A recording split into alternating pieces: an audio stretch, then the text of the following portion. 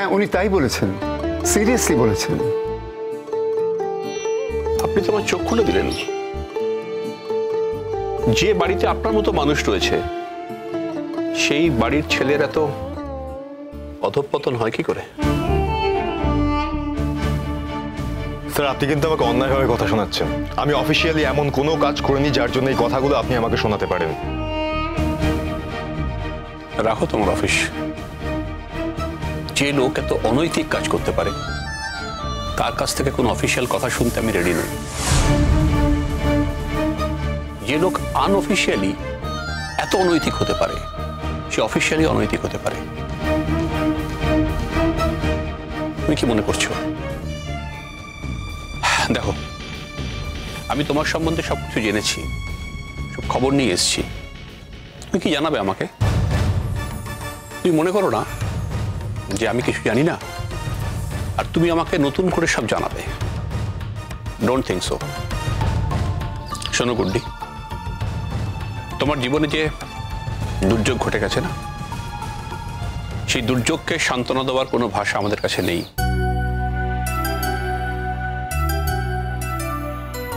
প্রথম দুর্যোগটা নয় গুড্ডি, আমি তোমার বাবার চলে যাওয়া সেটার কথা বলছিলাম। প্রথম দুর্যোগটা যে তুমি ইগনোর করতে পেরেছো না, সেটা ইগনোর করার মতো একটা সৎসাহস তুমি দেখিয়েছো, তার জন্য তোমাকে আমি স্যালুট করি। সত্যি কথা বলতে কি, প্রথমটা কোনো দুর্যোগই নয়, কিন্তু এখন এখন তোমাকে তৈরি হতে হবে। তুমি চাকরিটা নাওনি, হয়তো হয়তো ঠিকই করেছো, কিন্তু এখন তোমাকে আরো বেটার কিছুর জন্য তৈরি হতে হবে। ওই চাকরিটা আমি কোনোদিনও নিতে যাব না। যে সাহসিকতার জন্য আমাকে এত অপমান সহ্য করতে হয়েছে অন্যত্র, অন্য জায়গায়, সবার কাছে, সেই সাহসিকতার পুরস্কার আমি কোনোদিনই নেব না। তাই ওই চাকরিটাও আমার আর কোনোদিনই করা হবে না। শাবাশ বেটি, শাবাশ। তোমার কথা আমি বারবার চমকে উঠছি মা। এত মনের জোর, এত সাহস তুমি পাও কোথা থেকে? এটাই ওর বৈশিষ্ট্য। ও ছোটবেলা থেকে এরকম, অন্যায়ের সঙ্গে কখনো সমঝোতা করেনি। ওর বাবাও যেমন, ও ঠিক তেমন।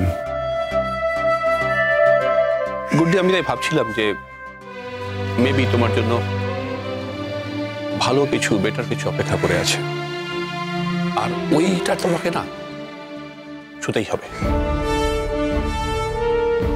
ওই সাধারণ চাকরির তুমি যোগ্য নয়। তুমি নিজেকে আরো ভালো করে প্রিপেয়ার করবে, তৈরি করবে। তারপরে পুলিশের যে বিভাগে আরো বেশি দায়িত্ব পাওয়া যায়, তুমি সেখানে জয়েন করবে, সেই ডিপার্টমেন্টে, সেই বিভাগে জয়েন করবে, যেমন যেমন অনুজ পেয়েছে।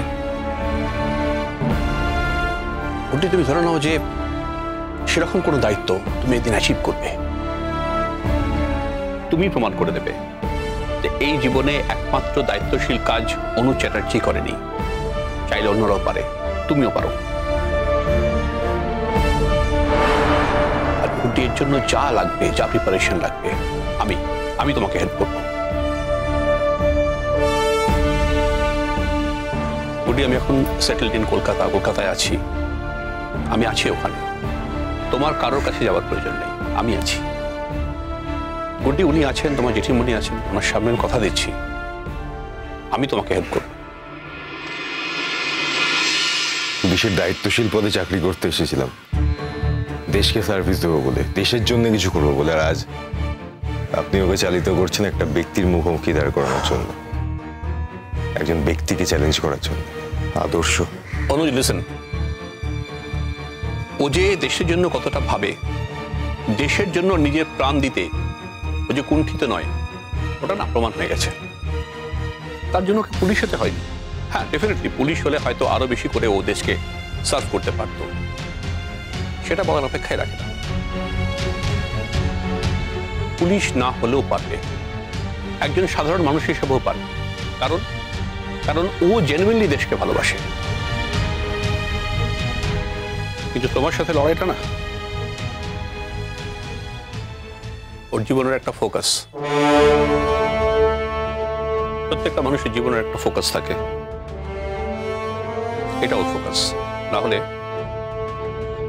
ও অন্য কিছু করতে পারতো, অন্য কাজে জয়েন করতে পারতো। তোমার চাকরিতে জয়েন করে একদিন দেখিয়ে দেবে যে ঠুনকো সাহসিকতা দেখিয়ে তুমি যা করেছো না, তাকে সাহসিকতা বলে না, সাহসিকতার ফলন বলে। প্রকৃত সাহসিকতা কি তার প্রমাণ ও দেবে, যা তুমি কোনোদিন দিতে পারোনি, আর আমি বিশ্বাসও করি না যে কোনোদিন দিতে পারবে। স্যার, আপনি কিন্তু ইচ্ছে করে আমাকে ডেলিবারেটলি অপমান করছেন। অপমান বোধ তোমার আছে? ও সময় জানি না আদৌ সেটা তোমার আছে কিনা। দাদা, আপনি তো এসেই এখানে চলে এসেছেন, খাওয়া দাওয়া করেননি। এই বেলাটা নয় আমার বাড়িতে? না না, তা কি করে হয়? তুমি বরং বাড়ি ফিরে যাও। আমার মাকে না খাইয়ে তো আমি যেতে পারবো না। কি করে যাই বলো? যতই লোক থাকুক তবুও ছেলে পাশে থাকবে না, তা তো হয় না। আমি ওকে আমার বাড়িতেও নিয়ে যেতে চেয়েছিলাম, কিন্তু না, ঠিকই করেছে না গিয়ে। তোমার বাড়িতে গেলে তুমি হয়তো ওকে যত্ন করতে, আদর আপ্যায়ন করতে, কিন্তু তার বদলে ওকে আর যা যা দেখতে হতো সেসব হয়তো ওর দেখতে ভালো লাগতো না। গুটি, তুমি যাচ্ছ কলকাতায়? যাচ্ছ তো? আমার বিশ্বাস ও যাবে। আমার বিশ্বাস ওই চ্যালেঞ্জটাকে অ্যাকসেপ্ট করবে। আমার বিশ্বাস ও আপনার প্রস্তাবটাও অ্যাকসেপ্ট করবে। আমার বিশ্বাস ও এগিয়ে এসে আমার হাতটা ধরতে চাইবে। শুধু আমাদের জন্য নয়, ওর মৃত বাবার জন্য। আমি চাই ও মাথা উঁচু করে বাঁচুক। যারা একদিন ওর মাথা টেনে নামিয়ে দিয়েছিল, আমি চাই আজ ও তাদের উঁচু মাথাগুলো টেনে ধুলোয় মিশিয়ে দিক। কিরে মা, যাবি তো? যাব। বেঁচে থাকো মা, বেঁচে থাকো। আর কিচ্ছু চাই না, তুমি বেঁচে থাকো। তোমার সম্পূর্ণ সমস্ত স্বপ্ন সফল করার দায়িত্ব এখন আমাদের। স্বপ্ন দেখা তোমার কাজ, আর সেই স্বপ্ন সফল করব আমরা। তোমার পাশে আরো অনেকে আছে। এই যে স্যার কোথা থেকে খবর পেয়ে ছুটে এসেছেন, তার এই ছুটে আসা থেকে তুমি দাম দেবে না মা? আমি তো বললাম জেঠুমনি, আমি যাব। শুধু তোমার জন্য আর স্যারের জন্য যাব। তবে আমার একটা শর্ত থাকবে। যেদিন আমি নিজের পায়ে দাঁড়াবো সেদিন তুমি আমাকে তোমার বাড়ি ছেড়ে বেরিয়ে আসার অনুমতি দিও। শুধুমাত্র তোমার ডাকেই আমি যাচ্ছি জেঠুমনি। তুমি আমার বাবার মতো। কথা দিলাম, যেদিন তুমি নিজের পায়ে দাঁড়াবে সেদিন তুমি আমাদের বাড়ি ছেড়ে চলে যেও। আমি কোনো বাধা দেব না।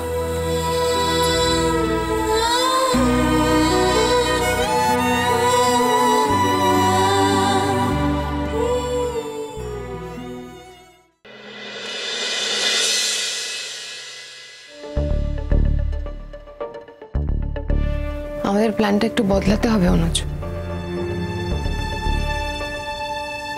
প্ল্যান বদলাতে হবে মানে কি বলতে চাইছো? তুমি ফিরে যাও অনুজ। আমার বাপি একটা ব্লান্ডার করে ফেলেছে। এত তাড়াতাড়ি দুম করে কলকাতায় বাড়িটা কিনে ফেলা ঠিক হয়নি। এসবের মানে কি? মানে কিছুই না অনুজ, কোনো মানে নেই।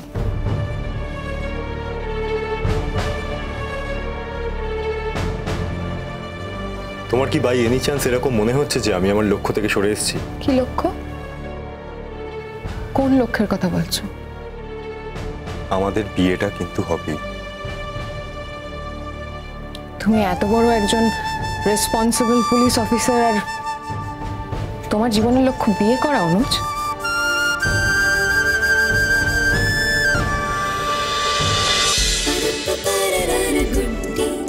good